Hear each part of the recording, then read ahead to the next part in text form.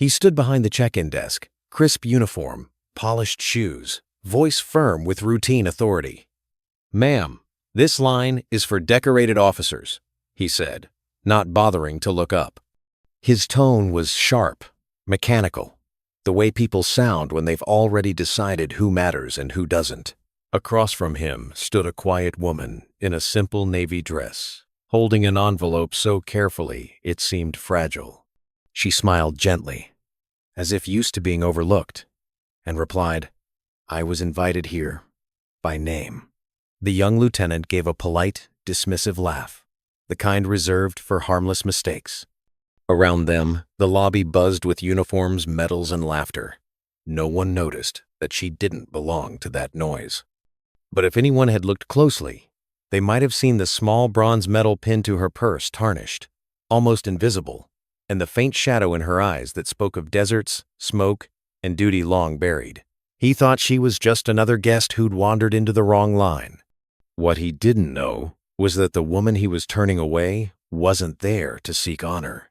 She was the reason half the men in that hall were alive to receive theirs. He didn't lift his eyes from the roster, the sharp lines of his uniform catching the soft chandelier light, the single silver bar on his collar glinting like a distant star. And yet his voice carried the practiced rigidity of authority, more rehearsed than earned, a veneer over uncertainty, while she stood calmly, hands loosely clasped in front of her, exuding the quiet poise of someone who had faced storms far greater than this. Minor procedural obstacle, her gaze sweeping the room with subtle command,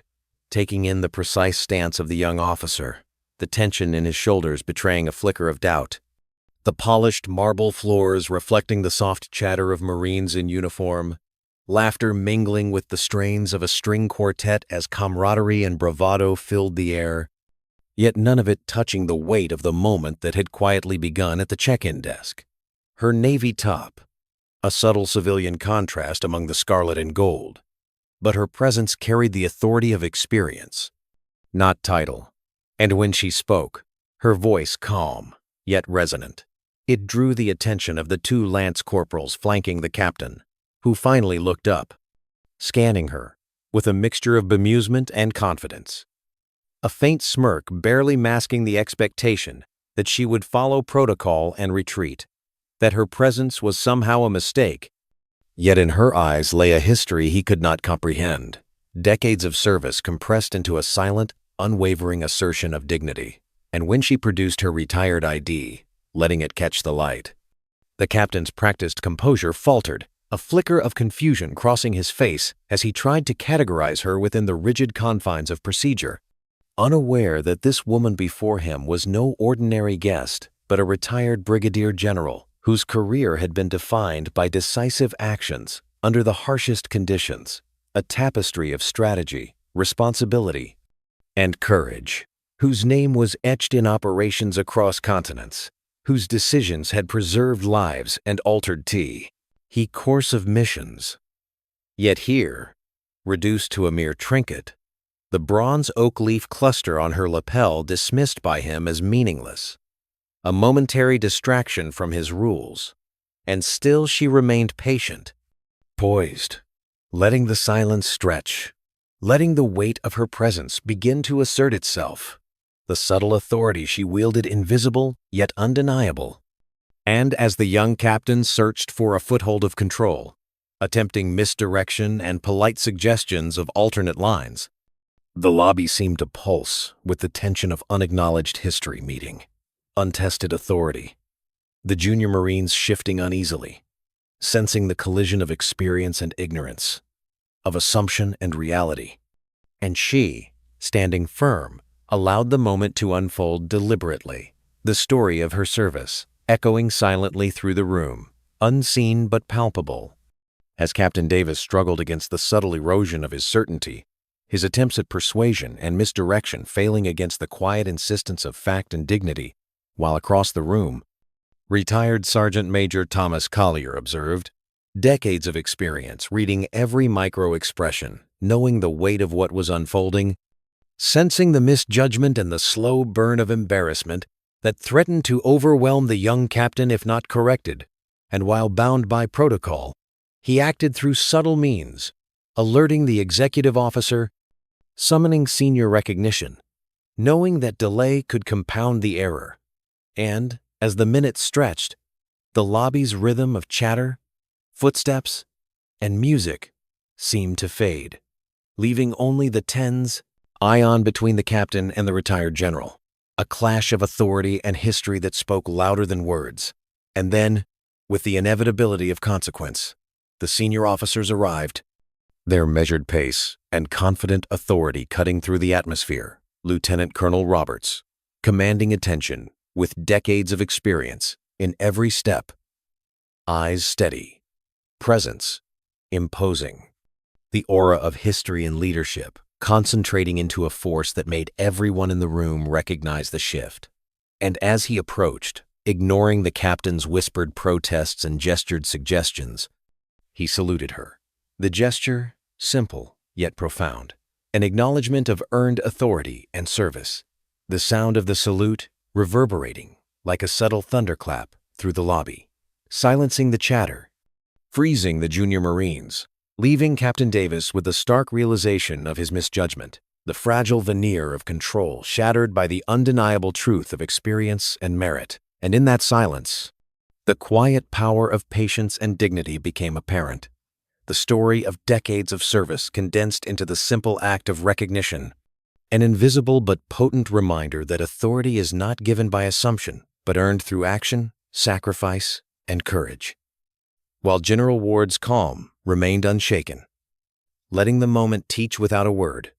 letting the truth of her life's work impose itself on those who had failed to see, a subtle yet unmistakable lesson in humility, respect, and discernment. And as the senior officers stood in formal acknowledgement, the room seemed to bend around T. He weight of history and experience, the young captain's posture stiffening with the awareness of his error, the junior Marines absorbing an unspoken lesson in humility and the recognition of true merit. The lobby slowly returning to its rhythm, yet forever altered, the string quartet resuming, the polished marble reflecting light, and, in a sense, the memory of the encounter, a quiet testament to the power of presence and the enduring weight of earned authority. And as the evening progressed, the ripple of that single moment extended outward, procedures revised, awareness sharpened, lessons codified, and Captain Davis quietly reassigned. A professional consequence, reinforcing the cost of assumption and the value of discernment. And in quieter moments later, conversations and reflections about the encounter with General Ward became teaching points, illustrating the essence of leadership, the importance of seeing people clearly, and the necessity of tempering authority with wisdom, humility, and recognition of experience. The story of patience, clarity, and dignity passing through the minds of all who had witnessed it, lingering long after the chandeliers reflected ordinary light, long after the lobby's activity returned to normal.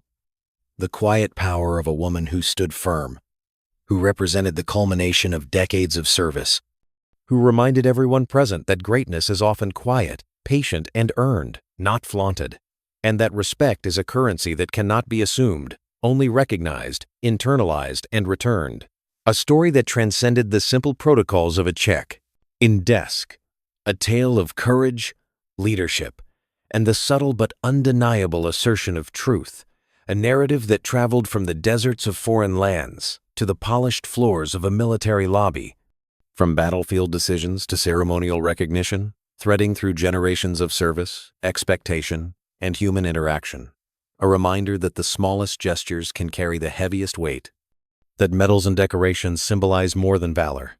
They are markers of lives dedicated to duty, decision, and responsibility, and that to witness and acknowledge them is an essential act of respect, reinforcing the structure of leadership, the importance of perception, and the subtle yet indelible impact of individual action on institutional culture. The story continuing as a quiet echo in the minds of officers and enlisted alike, shaping attitudes,